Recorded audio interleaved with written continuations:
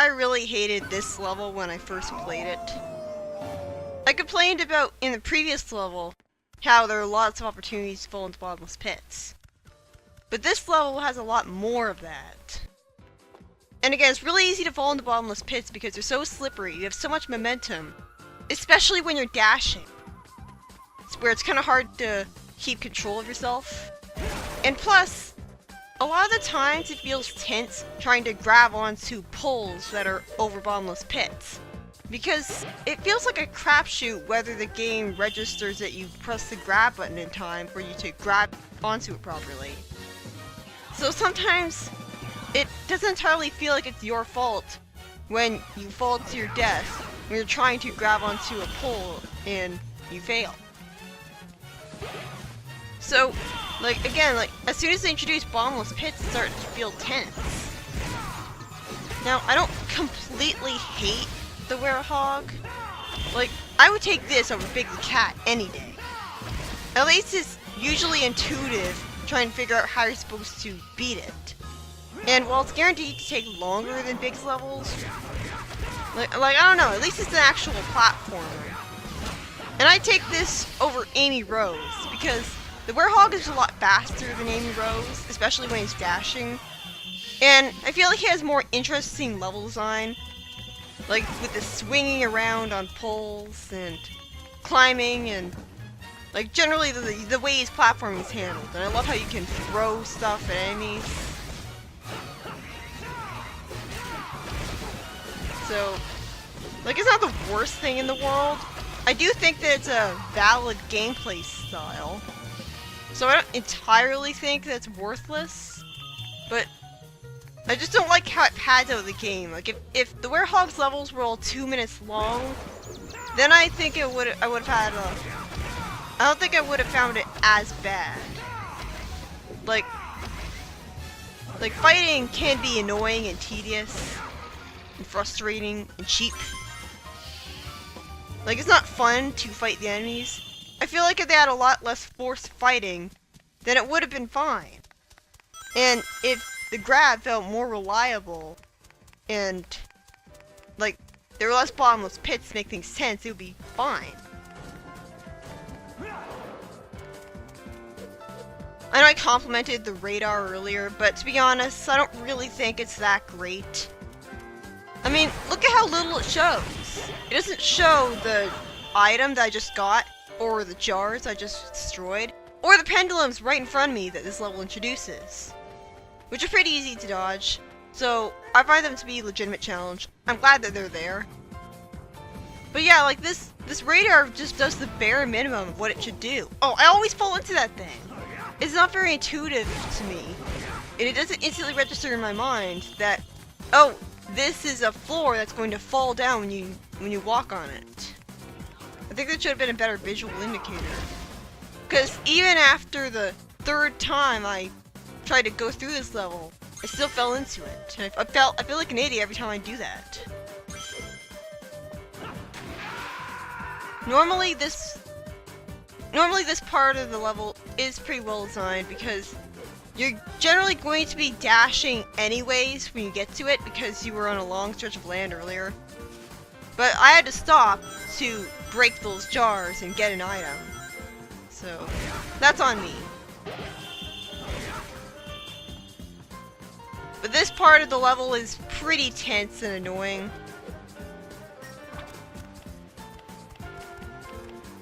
Here's the thing. See that flying enemy over there? Well, it's not enough that you jump off a pole and try to grab it from a pole.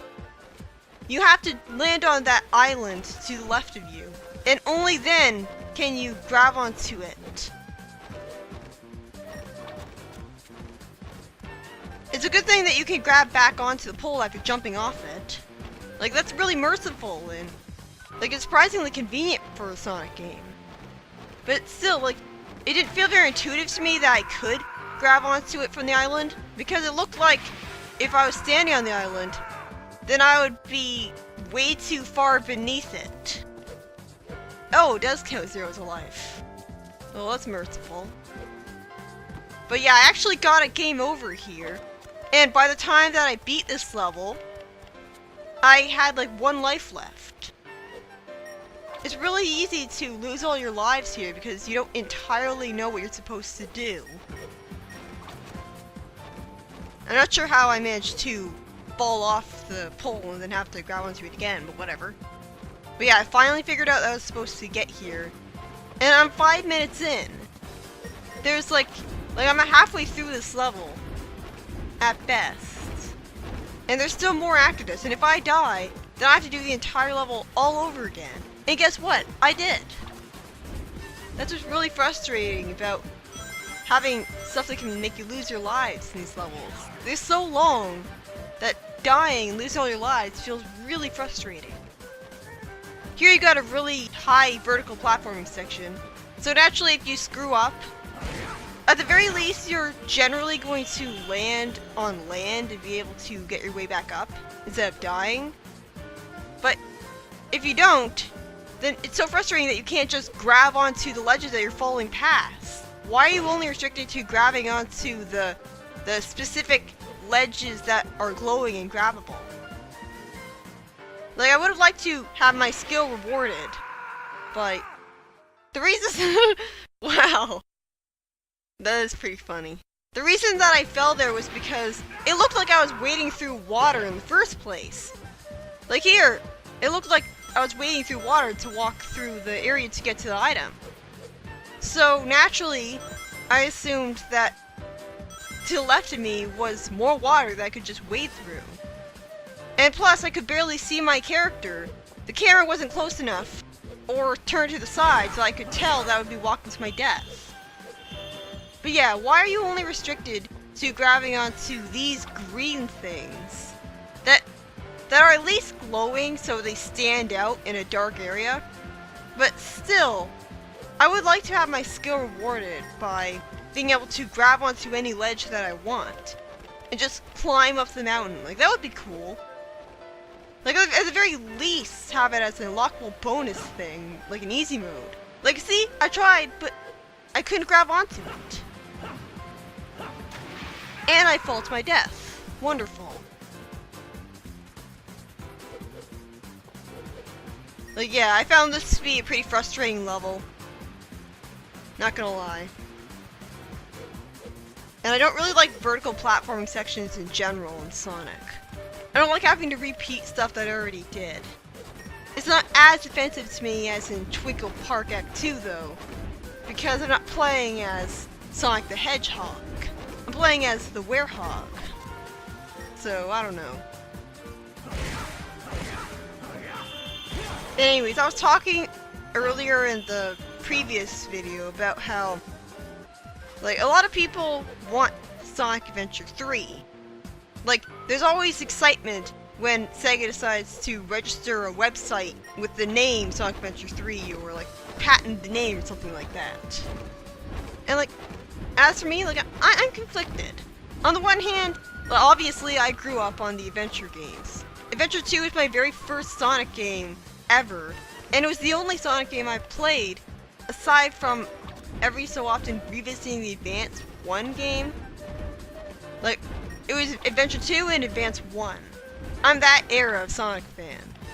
So, it makes perfect sense that, as someone who loves adventure games, well, SA1 now anyways, I don't really care much for Adventure 2's gameplay anymore.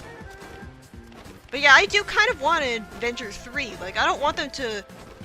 I'm a little upset with how, with the boost gameplay, they threw the baby out with the bathwater and decided, well, 06 essentially was the Sonic Adventure 3 and it failed miserably.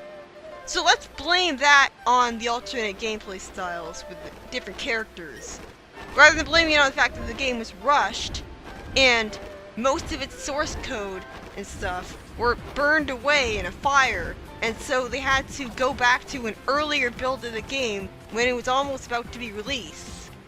And so what we essentially got was less developed than the demo.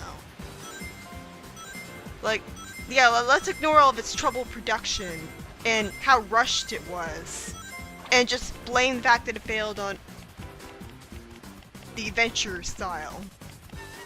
Like, I don't think they should have just completely thrown the adventure era style away. It was the most valid and working gameplay style that Sonic had. I mean, what else did we get before 06? We got Heroes and Shadow, or I guess like they ran on the same engine, and the controls were reported to be a lot slipperier. Like as Some Call Me Johnny said, the controls, what did they do to you? So, I don't know. And plus the level design wasn't as great. Really, Chip? There's fire there! And he makes a pun. He says there's tuna inside of it, but there's clearly only water there. So he was just making a pun, and that was it. And like, okay, like how would he even know about the fishy phrase in the first place? If he's supposed to be so young and therefore ignorant and uneducated, how would he even know about the term fishy anyways? But anyways, on the one hand, I really do want there to be a second attempt, a third attempt, well actually a fourth attempt. I want there to be a Sonic Adventure 3 basically. And not just in terms of gameplay, I want them to actually try with story again, you know? Actually try to have a story with emotional impact that actually makes me care about it. Like, Sonic Adventure 2's plot was all about making you care about Shadow and his family. It was all about making you feel sorry for Maria and Gerald and establishing this tragic villain that was more well-rounded than any other villain that we ever had.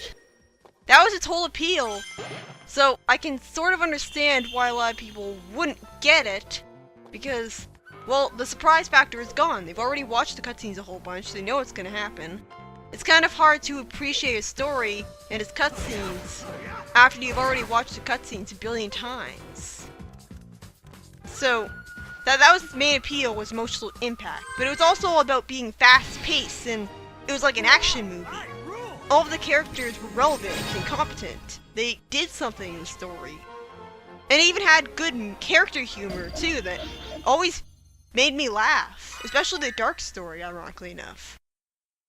And SA1's plot, well, like, as much as I praise SA2's plot, I think that SA1's plot is the perfect tone and structure for a Sonic game. Especially a 3D one, specifically.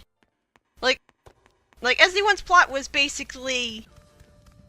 Like, it was basically the most normal life of Sonic the hero of any other Sonic game. Like, the only twist was Eggman's found chaos, and so now he's making him grow stronger. Other than that, it was just Sonic collects the Chaos Emeralds. Oh, and there were a bunch of other side stories along the way, focusing on Knuckles being the guardian of the Master Emerald, and, well, like, of course he had to be hunting for Emerald Shards, because what else could you do with him being a guardian? Just have an entire story dedicated to him just sitting in front of the Emerald all day? I mean, that would be really boring. So no, you had to make him search for the emeralds. And Amy's story, while it was pointless in the grand scheme of things, it was still very good because it was about her character. It was establishing how she was focused on the little things in life. She cared about a bird and reuniting it with its family. Sure, it didn't matter in the grand scheme of the plot, but it was important for establishing her as a character. It was all about making her well-rounded and making her more the idealist rather than the stalker with a crush, and that's her only character trait. I hate how you can't just lift up those small enemies, even though they're smaller than the wizards. So, the same logic applying to you somehow being able to carry the wizards should apply to them, but whatever. And like, why can't Sonic pick up his enemies? What's this? Like, is the Werehog just a lot stronger, even though Sonic's super strength would come from him applying his speed to... I don't really like this lever. Like, you gotta rotate the control stick, obviously. So if you just hold left or right, it won't work. And the drawbridge will just keep on closing and then opening. Thankfully, it only appears once in this whole level. So it's not that big of a deal, but it does show up again in the game. At least the level introduced something new. But yeah, my point is, Oh yeah, these enemies are not really that difficult to deal with. I thought that'd be really cheap because they blow you to your death. But because of the way they're placed, like, one was just basically a sitting duck, like I just jumped behind him. And the other one, you can jump behind him too. You can just ignore them. You're not even forced to fight them. So yeah, these guys really aren't that bad. Well, it kind of looks dull here because it's like a rocky aesthetic place. I do like the aesthetic of Asian levels in general, like especially Chun-Nan and the other Asian level coming up. I just really like the Asian aesthetic of the levels. Like, it's something very unique to a Sonic game. That's part of the reason why I really like the whole Sonic travels all over the world thing, because it helps make for more unique levels to Sonic. Like, you've never gotten an Asian themed level before. Even if it is basically just grassy field level with rivers and... God! I hate that bridge that tumbles because it's like... You got cheated out of an item there. It looked from a distance like an Unleashed Orb, but no! That's actually an item! So if you want to collect all the items in the game and you fell because of that tumbling bridge that gave no indicator that it was gonna fall, then guess what? You're gonna have to replay the whole level again up to this point to get here. Although I do like the fact that that barrel infinitely respawns. So it's not like you have a limited amount of water barrels, and if you use them all up, then you're in an unwinnable situation. That would really suck.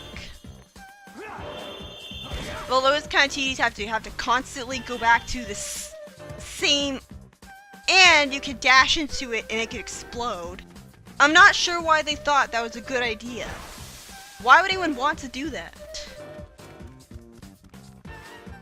But anyways, oh yeah, and the leash door. Wow, I'm really in the mood for laughing at my own failures here. I don't really like how the Unleashed Orbs, they barely give you anything at all. I guess it would be overpowered and broken if one Unleashed Orb completely filled up your meter. But still, they kind of feel worthless because they don't give you as much as they should. It's a good idea to wait until your Unleashed meter is full or close to full before you go into Unleashed form. You don't want to waste it by, just because you have a large group of enemies, you go Unleashed, but oh, turns out you barely have any left, so you immediately go back. Not quite sure what the difference is between these ones and the green ones, what I'm seeing. I wasn't too happy with the dash move at this point. Like, it just sends you forwards, and you're only going in one direction, so if you don't hit the enemy, then you're left wide open because your back is to the enemy. And you're usually being attacked in swarms, so that probably will get you hurt. So, I didn't really like the dash attack, and I wished that I could have just, you know, not done it. It's so easy to do it by accident because there's only 2 attack buttons, and they both do the same thing. Doesn't matter whether you do the left punch or the right punch. The attacking is all about timing and combos rather than memorizing a billion different buttons and button inputs. Which is simple, but also makes it very easy to do attacks by accident. Like, sometimes I look like I suck at the fighting. Like, I was trying to do strategy by only doing the special attacks when I was fighting certain enemies. But it's very easy to do attacks you don't want to do by accident. Anyways, what I was trying to go at multiple times earlier is that I think that if they try Adventure 3, finally, they should go for a plot a lot more like SA1. Because people are going to whine and bitch about, oh, the tone is too serious. How dare they try and make you feel something in a Sonic game? Let's not have emotional impact. So, I think that they should... I'm fine with light-hearted stories as long as they still have good characterization and a plot that isn't really simple to the point where they just take hours to tell a simple story and make it feel like every cutscene is a waste of your time. Like, there's an emphasis on comedy nowadays, but it results in most of the cutscenes just being like telling jokes. You get it? You get it? instead of just furthering the plot. And just, like, even in the exposition is not very interesting because it just talks about something that I don't like that was just introduced in this game and this game only. Like, I feel like even if this game did not have those forced comedy relief characters shoved into them that I don't feel like they belong, it still wouldn't be a good plot because I still hate the overly bleak premise of the entire planet being shattered into pieces, which should cause an apocalypse, or at least mass hysteria. And Sonic turning into a monster every night, and he's not very happy with that. Like all of this, and Dark Gaia bursting out of the planet instead of the moon or something, and just completely destroying the world, and all civilization as we know it multiple times in a row. All of that feels way too dark and bleak and depressing. And it doesn't fit with anything that's been established previously. I mean, I know that Chaos is a monster, a god monster of his own, but still. And the world gets invaded by demons that cause demonic possession? Really? Like, I'm not entirely sure if... Okay, here's where I finally discovered that if you lose all of your health... Look, you do lose a life, which is something I didn't notice when I first played it. But eventually you will get up with all of your health restored. Which is something only the Wii version does, by the way. The big monster here, I'm really glad that he doesn't create shockwaves. But it's so easy for him to hit you with his giant club. He has so much reach, and he deals a lot of damage.